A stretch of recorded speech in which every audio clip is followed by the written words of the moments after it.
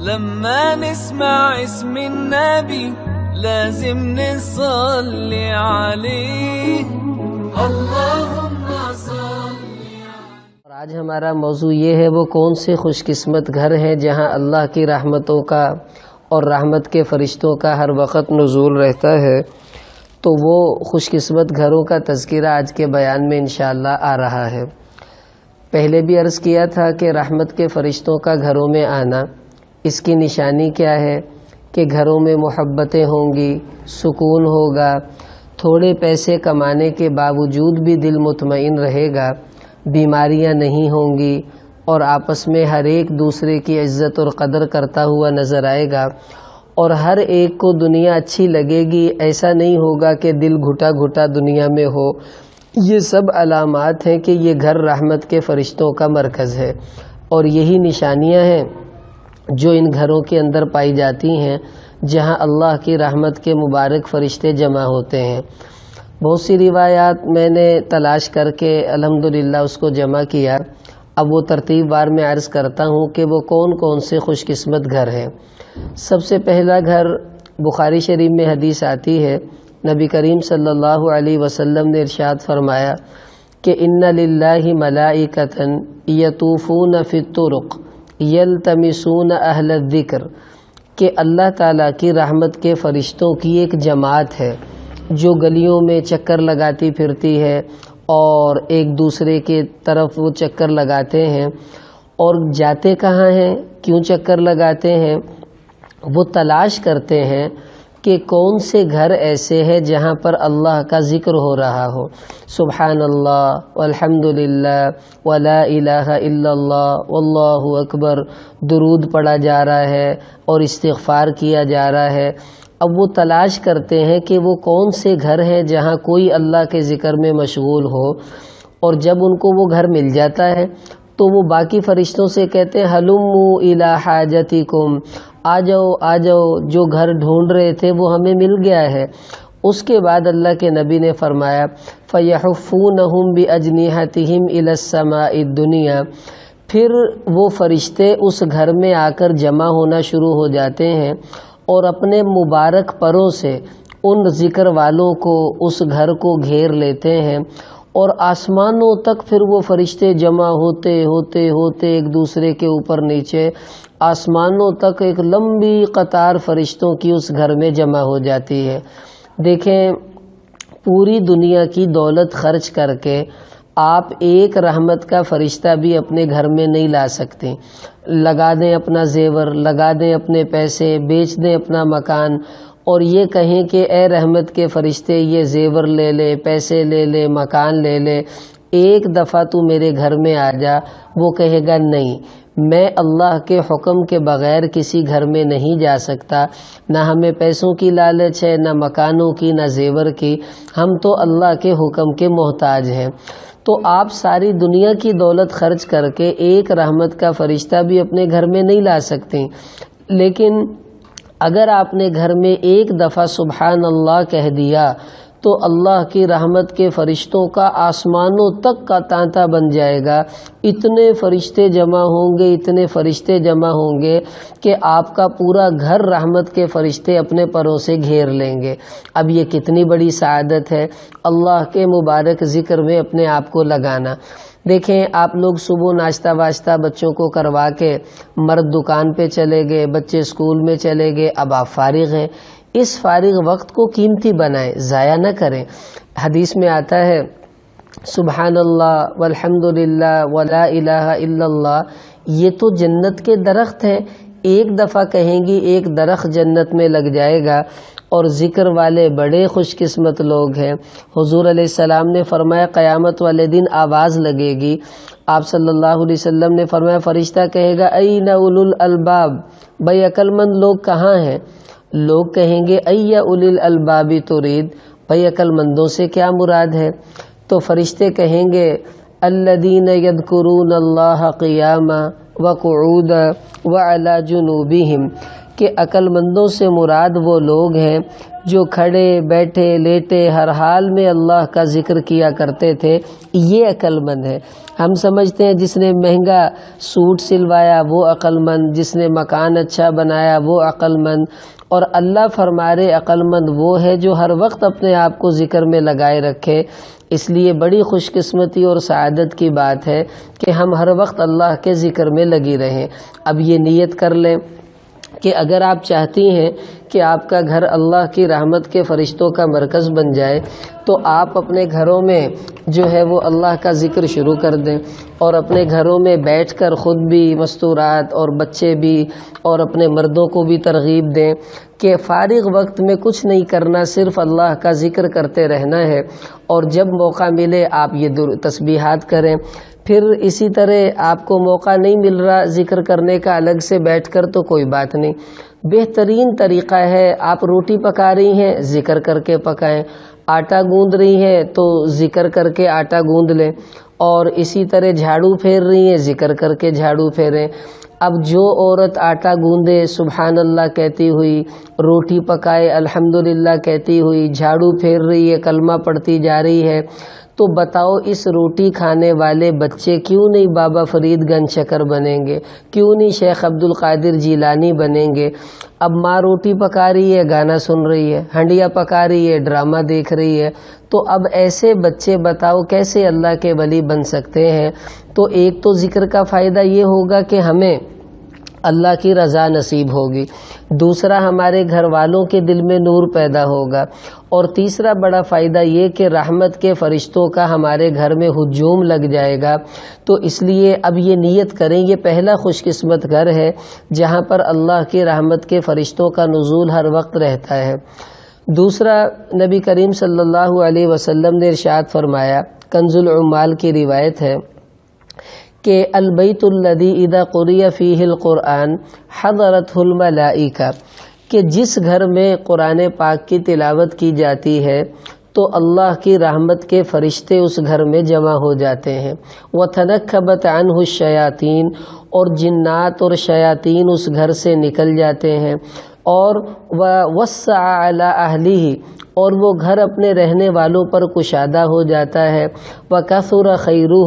اس گھر کی خیر و برکت میں اضافہ ہو جاتا ہے، وقل شرہ،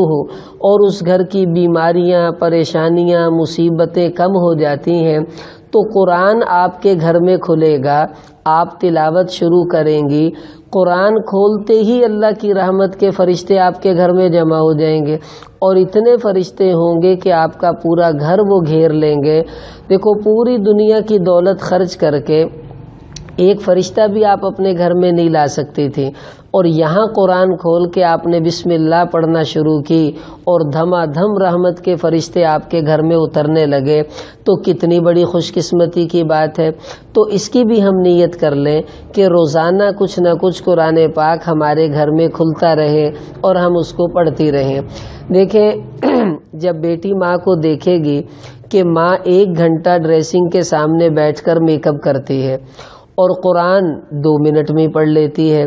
تو بیٹی سمجھ جائے گی کہ میک اپ کوئی زیادہ اہم چیز ہے، قرآن کوئی اتنی اہم چیز نہیں ہے۔ اور اگر ماں 2 گھنٹے قرآن پڑھنے میں لگائے اور 10 منٹ میں میک اپ کر لے تو بیٹی سمجھ جائے گی کہ نہیں، میک اپ اتنی اہم چیز نہیں، قرآن اللہ کی بڑی قیمتی دولت ہے کہ میری امی اتنا زیادہ وقت قرآن پڑھنے میں صرف کرتی ہیں۔ تو اب ہم نے اپنے بچوں کو جیسا بنانا ہے ہمیں خود ویسا بننا پڑے گا۔ اب ہم یہ چاہتی ہیں کہ ہمارے گھر میں اللہ کی رحمت کے فرشتے آتے رہیں، تو اس کا بہترین طریقہ ہے اپنے گھروں میں قرآن کی تلاوت شروع کر دیں۔ اور یہ اللہ کے نبی کا ارشاد آپ نے سن ہی لیا کہ جو ہی قرآن کھلے گا تلاوت شروع ہوئی، ایک دم رحمت کے فرشتوں کا نزول ہمارے گھر میں ہو جائے گا، اور انشاءاللہ وہ فرشتے ہی فرشتے ہمارے گھروں کو گھیر لیں گے۔ اب جن مستورات کی ترتیب نہیں تھی پہلے قرآن پڑھنے کی، وہ نیت کر لیں کہ انشاءاللہ آج کے بعد ہم نے لازمی قرآن پاک کی تلاوت کرنی ہے، اور بالکل قرآن پاک کو ہم نے جو ہے وہ چھوڑنا نہیں ہے پڑھنے سے۔ تو انشاءاللہ اس کی برکت سے دیکھیں پھر رحمت کے فرشتوں کا نزول کیسے ہمارے گھروں میں ہوتا ہے۔ پھر ابن حبان حدیث کی کتاب ہے، اس میں ایک روایت آتی ہے، آپ صلی اللہ علیہ وسلم نے ارشاد فرمایا کہ من بات طاہرن بات فی شعارہ ملکن، کہ رات کو سوتے وقت جو مرد بھی، جو عورت بھی، جو بچہ بھی وضو کر کے سوئے گی. اب آپ رات کو سونے لگیں، آپ نے وضو کر لیا، وضو کرنے کے بعد آپ سو گئیں، تو اللہ کے نبی نے فرمایا جو وضو کر کے سوئے گا بات فی شعارہ ملکن، تو ایک رحمت کا فرشتہ بھی آپ کے ساتھ آپ کے بستر پر رہے گا. اب وہ کیا کہے گا؟ اس کے دو فائدے ہیں. سب سے پہلا فائدہ تو یہ کہ پوری رات وہ فرشتہ یہ دعا دیتا رہے گا، اللہم اغفر لعبدک فلان فإنہ بات طاہرا، اے اللہ تیری یہ بندی بیچاری سردی میں وضو کر کے سوئی ہے، تو اس کی مغفرت فرما دے. پوری رات وہ فرشتہ آپ کی مغفرت کی دعائیں کرتا رہے گا کہ اللہ یہ باوضو سوئی ہے تو اس کی مغفرت فرما دے. اور دوسرا فائدہ کیا کہ جب وہ رحمت کا فرشتہ ہمارے بستر پر ہوگا تو جنات اور شیاطین ہمارے بستروں پر نہیں آ سکیں گے، بچے بھی محفوظ، ہم بھی محفوظ. اور حدیث میں آتا ہے حضور علیہ السلام نے فرمایا جو رات کو وضو کر کے سو جائے، اگر رات اس کی موت آ گئی، کچھ بھی نہیں کیا بس وضو ہی کیا ہے، تو اللہ تعالیٰ اس کو قیامت والے دن شہیدوں کے ساتھ کھڑا کریں گے. اب دیکھو تھوڑی سی مشقت وضو کی اور حشر شہیدوں کے ساتھ ہو رہا ہے. ایک اور حدیث میں اللہ کے نبی نے ارشاد فرمایا جو رات کو وضو کر کے سو جائے، رات کو جب بھی آنکھ کھلے، بستر پر لیٹے لیٹے آنکھ کھل جاتی ہے، 1 بجے کھلی، 2 بجے کھلی، 12 بجے کھلی، اور کچھ نہیں کیا، نہ نفل پڑھے نہ کچھ اور، بس جو ہی آنکھ کھلی بستر پر لیٹی لیٹی دعا کر لے، جو دعا مانگے گی اللہ اسی وقت اس کو قبول فرما لیں گے. اب ہم اس کی نیت کریں، خود بھی اپنے بچوں کو بھی اس کا عادی بنائیں کہ رات سونے سے پہلے وہ وضو کر کے سویا کریں، تاکہ ایک تو وضو کی عادت بنے گی، یہ بھی بڑا فائدہ ہے. حدیث میں آتا ہے الوضوء سلاح المؤمن، کہ وضو تو ایمان والے کا ہتھیار ہے، اور جب ہتھیار ہوگا تو شیطان دشمن ہم سے ڈرتا رہے گا. اور پھر رحمت کا فرشتہ جو وضو کی برکت سے ہمارے پوری یعنی رات ہمارا باڈی گارڈ بن کر ہمارے پاس ہوگا، یہ سب سے بڑی سعادت ہے کہ ہم اگر وضو کی عادت بنا لیں. اب اس کی بھی ہم نیت کر لیں، اپنے مردوں کو بھی ترغیب دیں، اپنی بچوں کو بھی سمجھائیں، تاکہ وہ بھی اس کا اہتمام کریں گے تو اس کی برکت سے انشاءاللہ ہمارا گھر جو ہے مستقل رحمت کے فرشتوں کا مرکز بن جائے گا، اور پوری رات رحمت کے فرشتے ہمارے گھر میں ہمارا پہرا بھی دیں گے. پھر بخاری شریف میں ایک حدیث آتی ہے، حضرت ابو ہریرہ رضی اللہ تعالیٰ عنہ کو اللہ کے نبی نے ایک کھجوروں کے ڈھیر کا نگران بنایا اور کہا بھی حفاظت کرنا، رات کو چور آئے گا. ایسا ہی ہوا، رات کو ایک آدمی آیا چور، اس نے کھجوریں چرائیں، بھاگنے لگا. حضرت ابو ہریرہ رضی اللہ عنہ نے پکڑ لیا، کہا بھئی کدھر بھاگ رہے ہو؟ کہا جی میں بڑا کمزور ہوں، مسکین ہوں، بھوکا ہوں، مہربانی مجھے جانے دو. انہوں نے فرمایا اچھا چلو جاؤ، کل نہیں آنا. کہا جی کل نہیں آتا. صبح کو حضور علیہ السلام نے پوچھا بھئی وہ کیا بنا چور کا؟ کہا جی وہ آیا تو تھا، میں نے پکڑ لیا تھا، لیکن وہ کہتا اب میں دوبارہ کبھی نہیں آؤں گا. آپ علیہ السلام نے فرمایا ابو ہریرہ وہ رات پھر آئے گا. ایسے ہی ہوا، رات ہوئی، وہ پھر آ گیا چوری کرنے. حضرت ابو ہریرہ نے پکڑ لیا، کہا اب تو تجھے نہیں چھوڑوں گا. کہتا بس آخری غلطی معاف کر دو، آئندہ نہیں آؤں گا. انہوں نے فرمایا چل دفع ہو، پھر چلا گیا. تیسرے دن پھر وہ اللہ کے نبی نے فرمایا وہ پھر آئے گا. ایسے ہی ہوا، تیسرے دن وہ پھر آ ٹپکا. حضرت ابو ہریرہ رضی اللہ عنہ فرماتے میں نے کہا بس اب تیری خیر نہیں، اب تو تجھے کبھی نہیں جانے دوں گا. میں نے اسے دبوچ لیا. وہ کہنے لگا ابو ہریرہ بس مجھے تو چھوڑ دے، میں تجھے ایک بات بتاتا ہوں، اتنی قیمتی ہوگی، اگر تو وہ کام کر لے گا نا تو میرے جیسا کوئی چور وہ نہیں آئے گا اور تو حفاظت میں رہے گا. انہوں نے کہا اچھا بتا، کیا بتاتا ہے؟ وہ کہنے لگا کہ اذا اویت الی فراشک فقرأ آیت الکرسی، کہ اے ابو ہریرہ جب تو رات سونے کے لیے بستر پر آ جائے تو آیت الکرسی پڑھ لیا کر. تو لن یزال علیک من اللہ حافظ، تو اللہ کی طرف سے رحمت کا ایک فرشتہ تیرا حفاظت کرنے والا پوری رات بنے گا، وہ باڈی گارڈ ہوگا تیرا، پوری رات وہ تیری حفاظت کرے گا۔ اور ولا یقربک شیطان حتی یصبح، اور صبح تک کوئی جن کوئی شیطان تیرے قریب نہیں آ سکے گا اگر تو رات سونے سے پہلے آیت الکرسی پڑھ لے۔ اب دیکھیں ہم نے رات کو سونا تو ہے ہی ہے،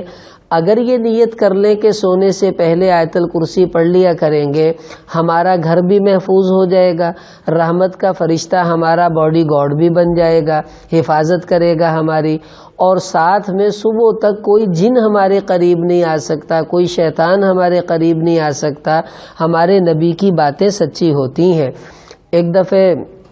ہم رائے گنج میں تھے تو وہاں ایک کارگزاری سنی کہ ایک گھر میں رات کو چور آ گئے اور انہوں نے ڈاکہ ڈالا، گھر کا سب سامان اکٹھا کر لیا، پیسے ویسے سب جمع کر لیے، اور سب گھر والوں کو انہوں نے آتے ہی باندھ دیا۔ آج کل کے چور بھی بڑے سٹائلش ہوتے ہیں، تو وہ باندھ کے تو جب سارا سامان اکٹھا ہو گیا تو کہنے لگا ایک ان کا جو بڑا تھا، بھائی ان کا فریج چیک کرو، کو کھانے پینے کے لیے ہو تو کچھ کھا پی کے بھی جاتے ہیں۔ تو اس نے فریج کھولا تو بیچ میں کچھ کھانے کی چیزیں تھیں، تو بیٹھ گئے آپس میں۔ اب وہ چور وہیں بیٹھ کے کھانا کھا رہے ہیں، پھل کھا رہے ہیں، اور یہ سب بندھے ہوئے ہیں۔ تو ایک چھوٹی بچی تھی چند سال کی، وہ بھی گھر میں تھی، تو وہ وہیں پر اپنے ابو سے کہنے لگی کہ ابو جی ایک بات تو بتائیں، کیا ہمارے نبی جھوٹ بھی بولتے ہیں؟ تو باپ کہنے لگا بیٹا کیسی بات کر رہی ہو، نبی کیسے جھوٹ بول سکتے ہیں؟ کہنے لگی بیٹی کہ آپ نے جب ہم اپنے گھر میں تعلیم کرواتے ہیں تو تعلیم میں یہ بات آپ نے بتائی تھی کہ ہمارے نبی نے کہا کہ جو رات کو آیت الکرسی پڑھ کے سو جائے تو اس گھر میں چور نہیں آتا، جن نہیں آتا۔ تو میں رات کو آیت الکرسی پڑھ کے سوتی ہوں، یہ کہاں سے آ گئے؟ اس کا مطلب ہے پھر ہمارے نبی جھوٹ بولتے ہیں۔ تو باپ بیچارہ شرمندگی سے منہ نیچے کر کے بیٹھ گیا، اب میں کیا بچی کو جواب دوں، چھوٹی بچی ہے۔ اللہ کی شان، وہ جو ڈاکو تھے ان کے دل پر اس بات کا اثر ہوا۔ آخر مسلمان ہی ہوتا ہے، چاہے جتنا بگڑ جائے لیکن اس کا دل حضور کی محبت میں پھر بھی دھڑکتا رہتا ہے۔ تو وہ ڈاکوؤں کا جو سردار تھا وہ پاس آیا اور اس بچی کے سر پہ ہاتھ پھیر کر کہا کہ بیٹی ہمارے نبی جھوٹ نہیں بول سکتے۔ تو وہ بچی کہنے لگی پھر آپ ڈاکو کیسے ہمارے گھر میں آگے اگر حضور جھوٹ نہیں بولتے تو؟ کہنے لگا وہ ڈاکوؤں کا سردار کہ بیٹی ہمارے نبی کے کہنے کا مطلب یہ تھا نا کہ آیت الکرسی پڑھیں گے تو چوری نہیں ہوگی۔ اس نے کہا ہاں۔ تو کہنے لگا چلو چور آ تو گئے ہیں، اب چوری نہیں ہم کریں گے، یہ پکڑو اپنے گھر کے پیسے، یہ پکڑو اپنا زیور، اور جیب سے 1000 روپے نکال کر اس نے اپنی طرف سے بیٹی کو انعام دیا کہ بیٹی تو اتنی پکی یقین والی ہے کہ اپنے نبی کی باتوں پہ تجھے اتنا یقین ہے۔ اب چور بھی رو رہا ہے، باپ بھی رو رہا ہے، گھر والے بھی رو رہے ہیں، اور وہ اسی طرح چھوڑ کر بچی کو اور سامان چھوڑ کے واپس چلے گئے۔ دیکھو ہم اگر اپنے بچوں کو عادی بنائیں گے اس کا تو ہم مر جائیں گے، ہمارے بچوں کی عادت بن جائے گی کہ وہ رات کو آیت الکرسی پڑھ کر ہی سوئیں گے۔ کئی دفعہ میں رات کو سب سے آخر میں اپنے گھر میں آتا ہوں، اور اس سردی آج کل ہوتی ہے تو جلدی میں بس دروازہ بند کیا آ گئے،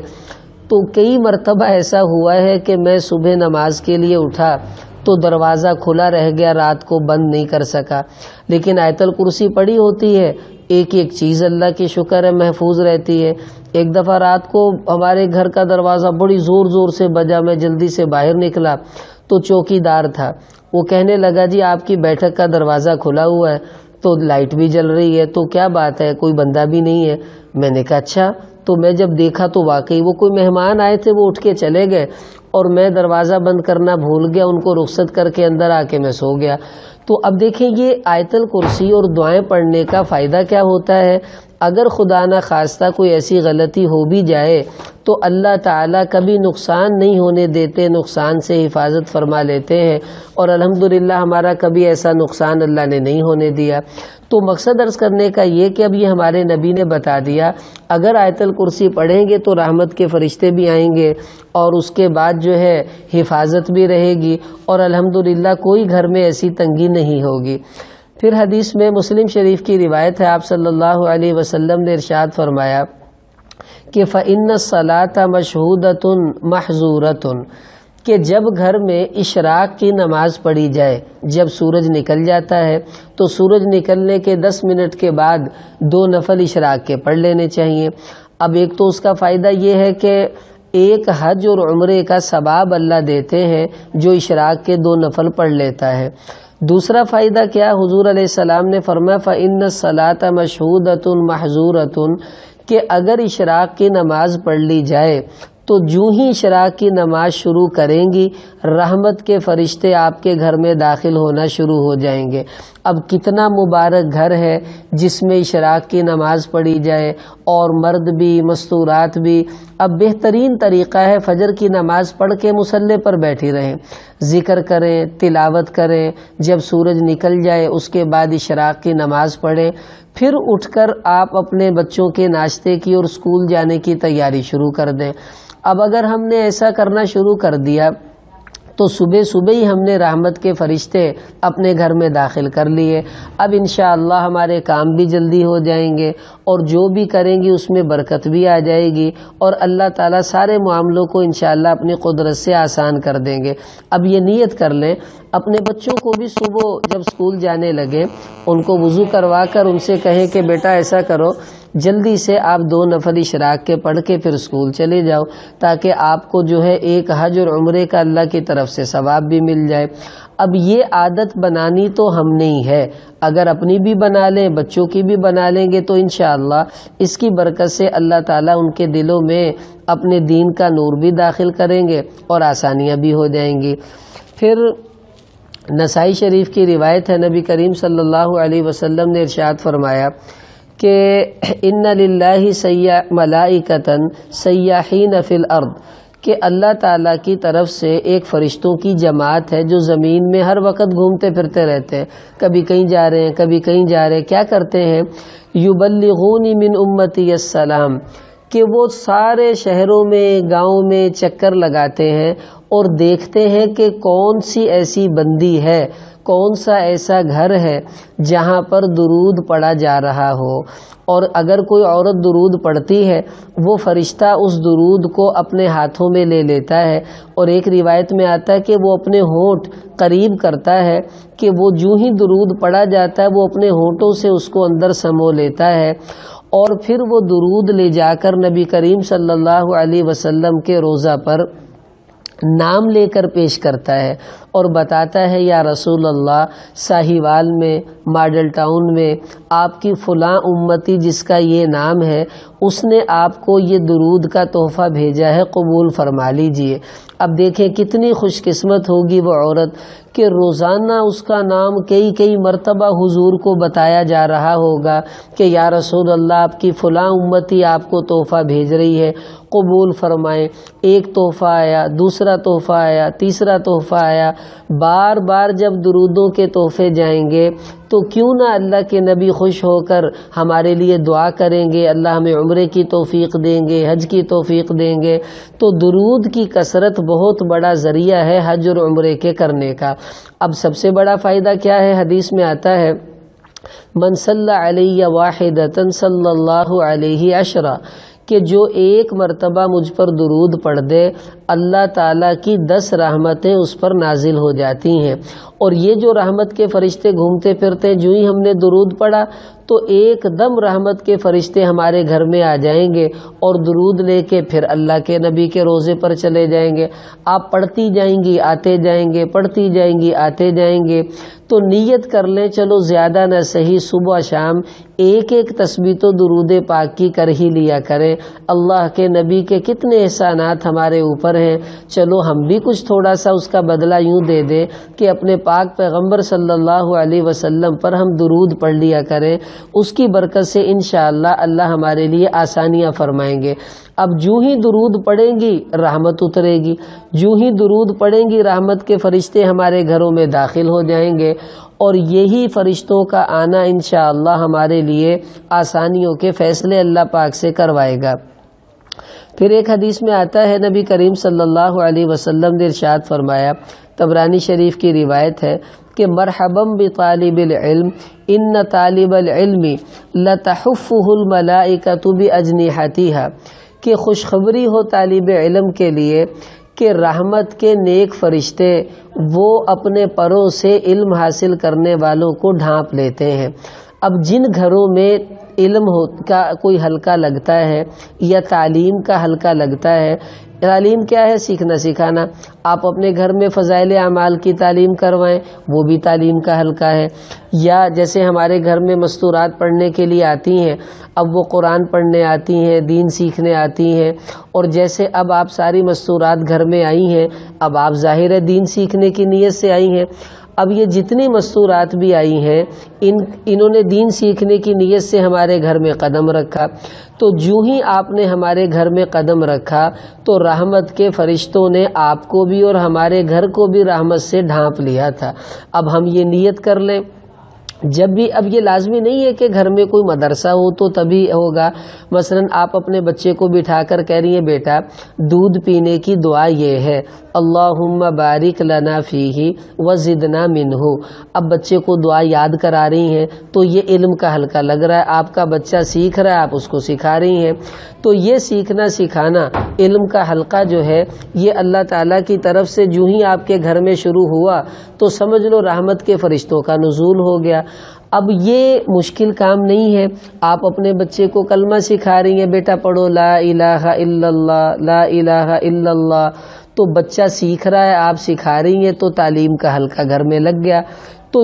جب بھی دین سیکھا جائے گا یا سکھایا جائے گا ہمارے گھروں میں، اسی وقت رحمت کے فرشتے ہمیں بھی اور ہمارے گھر کو بھی رحمت کے پروں سے ڈھانپ لیتے ہیں۔ اب یہ کتنا آسان کام ہے کہ آپ پوری دنیا کی دولت زیور خرچ کر دیں، ایک بھی رحمت کا فرشتہ آپ گھر میں نہیں لا سکتے، اور اگر آپ نے گھر میں سیکھنا سکھانا شروع کر دیا تو انشاءاللہ ایک دم رحمت کے فرشتے آپ کے گھر میں آنا شروع ہو جائیں گے۔ تو اب یہ نیت کریں گے، ماں ہی کی ذمہ داری ہے کہ اپنے بچوں کو دین سکھانا شروع کر دیں، کلمہ اس کو سکھانا شروع کریں، آداب اس کو سکھانا شروع کریں، تھوڑا تھوڑا بچہ آداب سیکھے گا، اس کو سلام کرنے کی عادت بنائیں، اس کو سلام کے لفظ سکھائیں کہ بیٹا یوں کہنا السلام علیکم۔ اب بچے گھر میں جائیں بجائے اس کے کہ یوں کہیں بائے بائے، اب ان کو بائے بائے نہیں، ان سے کو بیٹا جاتے ہوئے یوں کہا کرو السلام علیکم، یا یوں کہا کرو اللہ حافظ، تاکہ کم سے کم اللہ کا مبارک نام تو ہمارے بچوں کی زبان پر آئے۔ اب جب آپ اپنے بچے کو بٹھا کر یہ باتیں سکھا رہی ہوں گی اس وقت رحمت کے فرشتے آپ کے گھر کو ڈھانپ رہے ہوں گے۔ اس لیے اپنے گھروں میں تعلیم کا حلقہ لگائیں، فضائل اعمال کی تعلیم بھی کروا لیا کریں اور ویسے بھی سیکھنا سکھانا آپس میں کر لیا کریں۔ تو یہ کتنا آسان عمل ہمارے نبی نے بتایا کہ جو ہی آپ نے سیکھنے سکھانے کا حلقہ گھر میں لگا لیا تو انشاءاللہ رحمت کے فرشتے ہمارے گھروں میں داخل ہوں گے اور اللہ پاک کی رحمت کا مرکز ہمارا گھر بن جائے گا۔ پھر حدیث میں آتا ہے آپ صلی اللہ علیہ وسلم نے ایک مرتبہ نماز پڑھائی، تو نماز پڑھانے کے بعد آپ نے پوچھا کہ یہ دعا کس نے پڑھی ہے؟ ہوا یہ کہ آپ علیہ السلام نے نماز میں یوں کہا رب سمع اللہ لمن حمیدہ، تو اب پیچھے مقتدی کہتے ہیں ربنا لک الحمد، تو اس صحابی نے تھوڑا سا زائد کچھ کلمات اور بھی پڑھ دیے اور یوں کہا ربنا لک الحمد حمدا کثیرا طیبا مبارکا فیہ۔ اب یہ آپ بھی سیکھ لیں، حمدا کثیرا طیبا مبارکا فیہ، یوں آپ نے ارشاد فرمایا، اس نے کہا۔ تو حضور نے پوچھا یہ کلمات کس نے کہے؟ وہ ڈر گیا، پتہ نہیں مجھ سے کوئی غلطی ہوگی ہے، مجھے کہنا چاہیے تھا نہیں کہنا چاہیے تھا۔ تو حضور علیہ الصلوۃ والسلام نے فرمایا گھبرانے کی ضرورت نہیں ہے، اصل میں جب تم نے یہ کلمات کہے تو میں نے 39 فرشتوں کو دیکھا کہ ہر رحمت کا فرشتہ دوڑ رہا تھا کہ اس کا ثواب میں لکھوں گا، اس کا ثواب میں لکھوں گا۔ تو وہ فرشتے جب دوڑ رہے تھے تو میں اس لیے حیران ہوا کہ یہ مبارک کلمات کہے کس نے ہیں۔ اب یہ سنت ہے، آپ جب گھر میں نماز پڑھتی ہیں تو تسلی والی نماز پڑھا کریں، یہ انشاءاللہ کسی دن مستقل بیان کریں گے کہ نماز میں خشوع کیسے پیدا ہو، تسلی والی نماز کیسے پڑھی جائے۔ تو اب اگر ہم یہ نیت کر لیں کہ نماز میں ربنا لک الحمد کے بعد یہ کلمات زائد کہہ لیا کریں، حمدن کثیرن طیبن مبارکن فیہ، تو 39 فرشتے رحمت کے ہمارے گھر میں فوراً آ جائیں گے اس کا ثواب لکھنے کے لیے، اور کتنا اللہ کی طرف سے ہمارا گھر رحمت کا مرکز بن جائے گا۔ اب چھوٹے چھوٹے عمل ہیں لیکن دیکھو فائدہ کتنا ہے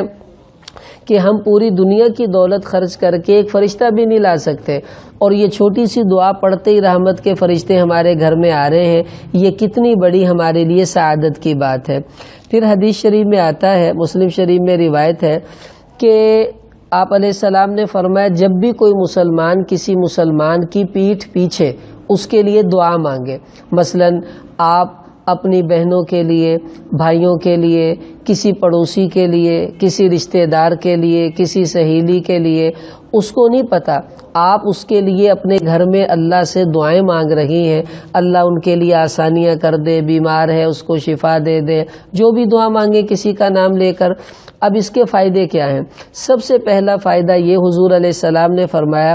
کہ قال الملک الموکل بہ آمین ولک بمثل،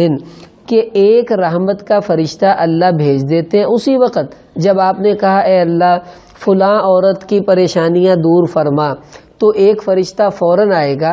اور ایک تو وہ فرشتہ گھر میں آ گیا، یہ فائدہ ہمیں حاصل ہوا۔ اور دوسرا فائدہ کیا؟ وہ فرشتہ یہ کہے گا آمین، یا اللہ جو یہ کہہ رہی ہے ویسا ہی کر دے، وَلَكَ بِمِثْلٍ، اور کہے گا یا اللہ جو دعا اس نے دوسری کے لیے مانگی ہے اس کو تو بعد میں دینا، پہلے تو اس کو عطا فرما دے۔ آپ کہیں گی یا اللہ اس فلاں عورت کو حج کروا دے، تو فرشتہ کہے گا یا اللہ اسے بعد میں پہلے اس کو کروا جو اس کے لیے دعا مانگ رہی ہے۔ حدیث میں آتا ہے حضور علیہ السلام نے فرمایا اسرع الدعاء اجابۃ دعوۃ الاخی لاخیہ بظاہر الغیب، کہ اللہ کے دربار میں جو دعا سب سے جلدی قبول ہوتی ہے وہ دعا ہے جو ایک بہن دوسری بہن کے لیے کرے اور اس کو پتہ بھی نہیں میرے لیے دعا کر رہی ہے۔ شیطان کہتا لے تو اپنے واسطے مانگنا، تو پلا دوجے واسطے کیوں منگ دی جانی؟ جب ہم اس کے لیے مانگیں گی فرشتہ دعا دے کر ہمیں اللہ پاک سے قبول کروائے گا اور کہے گا یا اللہ پہلے اس مانگنے والی کو عطا فرما اور جس کے لیے مانگا ہے اسے تو بعد میں دے دینا۔ تو یہ کتنا آسان کام ہے کہ جو ہم اپنے لیے چاہتی ہیں وہ دوسروں کے لیے مانگنا شروع کر دیں، اللہ ہمیں بھی عطا کر دیں گے، ان کو بھی عطا کر دیں گے، ہمارا بھی فائدہ، ان کو بھی فائدہ، نقصان کسی کا بھی نہیں۔ تو آج سے یہ نیت کر لیں کہ جب ہم اپنے لیے دعا مانگا کرتی ہیں نمازوں میں، اپنے بچوں کے لیے مانگے، دوسروں کے بچوں کے لیے بھی مانگے۔ اب کتنی ایسی عورتیں ہیں جو شکایتیں کرتی ہیں فلانی ایسی ہے، فلانی ایسی ہے، فلانی کے بچے ایسے ہیں، فلانی کا خاوند ایسا ہے، تو دوسروں کو بتائیں گی تو غیبت بنے گی، اللہ کو بتائیں گی تو دعا بنے گی، اور یہ دعا نیکی ہے، غیبت گناہ ہے۔ تو ہم اللہ کو بتائیں یا اللہ فلانی عورت ایسی ہے تو اسے ٹھیک فرما دے، اللہ فلانی کے بچے بڑے گندے ہیں تو ان کو اچھا بنا دے، اے اللہ فلانی کا خاوند بڑا سخت ہے تو اس کو نرم فرما دے۔ تو جب ہم دوسروں کا نام لے کر دعا مانگیں گی اللہ ہمیں بھی عطا فرما دیں گے، اس کو بھی عطا فرما دیں گے، اس کا بھی فائدہ ہمارا بھی فائدہ، اور رحمت کے فرشتے بھی ہمارے گھروں میں داخل ہو جائیں گے۔ پھر حدیث میں آتا ہے نبی کریم صلی اللہ علیہ وسلم نے ارشاد فرمایا، یہ مسند احمد کی روایت ہے کہ ما من مسلم عاد اخاہ، کہ جب بھی کوئی مسلمان مرد یا عورت کسی کی بیمار پرسی کرتا ہے تو الا ابتعثہ اللہ لہ 70,000 ملک، تو اللہ تعالیٰ 70,000 فرشتوں کی ڈیوٹی لگا دیتے ہیں، وہ رحمت کے فرشتے ہوتے ہیں۔ تو وہ 70,000 فرشتے کیا کرتے ہیں، اگر صبح کو کسی کی بیمار کا پتہ لیا تو شام تک، اور شام کو پتہ لیا تو صبح تک، وہ 70,000 فرشتے اس پتہ لینے والی عورت کے لیے استغفار کرتے رہتے ہیں۔ اب دیکھو آپ نہیں جا سکتی کہیں، کوئی مسئلہ نہیں، آج کل تو سائنس نے بڑا آسان کام کر دیا،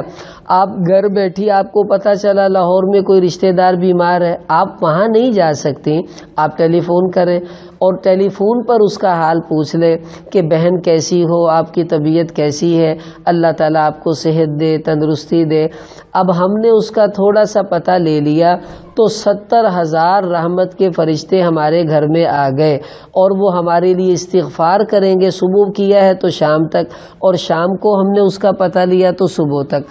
ہم نے اپنے علماء سے سنا کہ نیک لوگوں کی عادت یہ ہے کہ وہ سردی کے دنوں میں شام کو لوگوں کا پتہ لیتے ہیں، اور گرمی کے موسم میں صبح صبح پتہ لیتے ہیں، کیونکہ سردیوں میں رات لمبی ہوتی ہے، گرمیوں میں دن لمبا ہوتا ہے، تاکہ زیادہ وقت رحمت کے فرشتے ہمارا گھر گھیریں اور ہمارے لیے استغفار بھی کریں۔ تو اس لیے بڑا آسان کام ہے، آپ پتہ رکھیں، آپ کے محلے میں کوئی بیمار ہے اس کا پتہ لیں، اور کوئی رشتہ داروں میں بیمار ہے اس کا پتہ لیں۔ گھر میں دیکھیں، گھر میں بعض اوقات بہو بیمار ہے تو ساس کو چاہیے اس کی عیادت کرے، حال پوچھے، اس نیت سے کہ 70,000 فرشتے میرے لیے استغفار کریں گے، یہ تو میری سعادت ہے، اور میرا گھر اللہ کے فرشتوں کا مرکز بھی بن جائے گا۔ ساس بیمار ہے تو بہو کو چاہیے پتہ لے، نند بیمار ہے تو بھابھی پوچھ لے، بھابھی بیمار ہے تو نند پوچھ لے۔ ہم اپنی سعادت سمجھیں کہ اگر ہم نے اس کا کچھ پتہ لے لیا اور بیمار پرسی کر لی تو میرے لیے 70,000 رحمت کے فرشتے استغفار کرتے رہیں گے، اور میرا اس میں فائدہ ہے، اور اس طرح اللہ پاک بھی خوش ہو جاتے ہیں۔ اور آج کل جیسی ماشاءاللہ ہمارے صحتیں ہیں اور جیسی خوراکیں ہیں، ہر دوسرے دن گھر میں کوئی نہ کوئی بیمار ہوتا ہی رہتا ہے۔ آج کل بچے ہیں، ان کو ٹھنڈ لگ جاتی ہے، تو آپ بچوں کا پتہ بھی لیں گی تب بھی 70,000 فرشتے انشاءاللہ استغفار کریں گے، اور ہمارے لیے فائدہ ہی فائدہ، اس میں نقصان نہیں۔ تو اب اس کی نیت کر لیں، ہم نے نظر میں رکھنا ہے کہ کون رشتہ دار بیمار ہے تاکہ ہم اس کا پتہ لیں اور ہمارا گھر اللہ کی رحمت کا مرکز بن جائے۔ پھر حدیث میں آتا ہے، مسلم شریف کی روایت ہے، حضور کے پاس ایک صحابی آئے اور کہنے لگے یا رسول اللہ، میرے رشتہ دار بڑے گندے ہیں، مجھ سے بڑا برا سلوک کرتے ہیں، میں ان سے اچھا سلوک کرتا ہوں، وہ مجھے گھر سے نکالتے ہیں، میں ان کے ساتھ کوئی لڑائی نہیں کرتا، اور ہمیشہ وہ میرے ساتھ لڑائی کرتے رہتے ہیں، آپ بتائیں میں کیا کروں؟ اب ہمارے ساتھ بھی ایسا معاملہ ہوتا رہتا ہے کہ ہم رشتہ داروں سے اچھا سلوک کرتے ہیں، وہ ہم سے لڑتے ہیں، ہمیں برا کہتے ہیں اور پریشان کرتے ہیں۔ اب یہی کیس ان کا بھی ہے، تو حضور نے کیا ارشاد فرمایا کہ وَلَا يَزَالُ مَعَكَ مِنَ اللَّهِ ظَهِيرٌ عَلَيْهِمْ مَا دُمْتَ عَلَى ذَلِكَ، کہ دیکھ جب تک تو ان کی بری باتوں کو برداشت کرتا رہے گا اور وہ برا سلوک کرے تو پھر بھی اچھا سلوک کرتا رہے گا، تو اس وقت تک اللہ کا ایک نگران فرشتہ، رحمت کا فرشتہ، وہ تیرا مددگار بن کر تیرے ساتھ رہے گا، وہ تیرا کچھ نہیں بگاڑ سکیں گے اگر تو برداشت کر لے گا۔ ایک دفعہ حضرت ابوبکر صدیق رضی اللہ تعالیٰ عنہ، کوئی آدمی ان کو گالی والی دے رہا تھا تو یہ خاموشی سے سنتے رہے، حضور بھی وہیں پر کھڑے تھے، حضور بھی سنتے رہے، وہ بندہ گالیاں دے رہا ہے یہ چپ، وہ گالیاں دے رہا ہے یہ چپ۔ تو جب زیادہ ہی وہ بڑھ گیا تو ابوبکر صدیق رضی اللہ تعالیٰ عنہ بھی تھوڑا سا بول پڑے، جو ہی وہ بولے حضور غصے سے آگے چلے گئے۔ بعد میں ابوبکر صدیق رضی اللہ عنہ نے کہا یا رسول اللہ، وہ مجھے گالیاں دے رہا تھا، آپ ہنس رہے تھے، اور میں نے تھوڑا سا کہا تو آپ چلے گئے، تو کیا ہوا؟ آپ صلی اللہ علیہ وسلم نے فرمایا ابوبکر، جب وہ آدمی تجھے برا بھلا کہہ رہا تھا تو تیری طرف سے ایک فرشتہ اس کو جواب دے رہا تھا کہ تو گندا ہے، تو ایسا ہے، یہ ایسا نہیں ہے، تو میں ہنس رہا تھا، دیکھو وہ اس کو کہہ رہا ہے، فرشتہ اس کو کہتا جا رہا ہے، اور جب تو بول پڑا تو ایک دم وہ فرشتہ چلا گیا، بھی ہوں تو آپ ہی نبڑلا میں تھا چلنا۔ تو اب ہم بھی دیکھیں کہ اگر ہمیں کوئی برا کہتا ہے، برا سلوک کرتا ہے، تو اگر ہم جواب دیں گے تو اللہ کی رحمت کا فرشتہ ہمارے ساتھ نہیں ہوگا، نہ ہمارے گھر میں آئے گا، اور اگر ہم برداشت کر کے اللہ کی رضا کے لیے معاف کر دیں گے تو ایک رحمت کا فرشتہ ہمارے ساتھ اللہ مقرر کر دیں گے، جو ہماری حفاظت بھی کرے گا، اللہ کی رحمتوں کو گھر میں لے کر بھی آئے گا۔ اب ہم اینٹ کا جواب پتھر سے دیں، یہ کوئی کمال نہیں ہے، کمال یہ ہے کہ اینٹ کا جواب آپ پھول سے دیں، اور غصے کا جواب آپ مسکراہٹ سے دیں، گالی کا جواب آپ دعا سے دیں۔ ہم تو اس نبی کے امتی ہیں جس نے اپنے چچا کے قاتلوں کو معاف کیا اور پتھر مارنے والوں کو معاف کر دیا، تو اس نبی کا کلمہ پڑھنے والی عورتیں ایسی نہیں ہو سکتی کہ وہ کسی سے بدلہ لیں یا کسی سے لڑائی کریں۔ اس لیے آپ سے عرض ہے آپ بھی یہ نیت کر لیں کہ انشاءاللہ جو مرضی ہمارے ساتھ برا سلوک ہو جائے ہم کبھی کسی کے ساتھ برا نہیں کریں گی، انشاءاللہ اچھا ہی کریں گی۔ اب یہ چند گھر ہیں، میں نے عرض کیے، ایک دفعہ میں دوبارہ اشارے میں عرض کر دیتا ہوں کہ وہ کون کون سے مبارک گھر ہیں جن میں اللہ کی رحمت کے فرشتے آتے ہیں۔ سب سے پہلے وہ گھر جس میں اللہ کا ذکر ہوگا، دوسرا وہ گھر جس میں قرآن پڑھا جائے، تیسرا وہ گھر جس میں رات کو وضو کر کے سو جائیں، چوتھا وہ گھر جہاں رات کو آیت الکرسی پڑھی جائے، پانچواں جہاں پر اللہ کا درود پاک نبی پر پڑھا جائے، اور چھٹا وہ جہاں پر علم سیکھا سکھایا جائے، ساتواں جہاں پر اشراق کی نماز پڑھی جائے، آٹھواں جہاں پر حمدن کثیرن طیبا مبارکن فیہ ربنا لک الحمد کے بعد آپ پڑھیں، اور نوواں کہ جہاں آپ دوسرے کے لیے پیٹھ پیچھے دعا کریں گی، اور دسواں جہاں پر آپ کسی بیمار کا پتہ لے رہی ہیں، اور گیارہواں وہ گھر جو آخری بتایا کہ جہاں برداشت کرنے والی عورتیں رہتی ہوں وہاں پر اللہ کی رحمت کے فرشتے آ جاتے ہیں۔ اب نیت کر لیں کہ یہ جتنے 11 اعمال ہیں ان میں سے اگر ہم نے ایک پر بھی عمل کر لیا تو انشاءاللہ ہمارا گھر اللہ کی رحمت کے فرشتوں کا مرکز بن جائے گا، اور ہمارے گھروں کے خیر میں، چین میں، سکون میں اللہ تعالیٰ انشاءاللہ اضافہ فرما دیں گے۔ اللہ پاک ہم سب کو عمل کی توفیق عطا فرمائے۔ اب دعا فرما لیں۔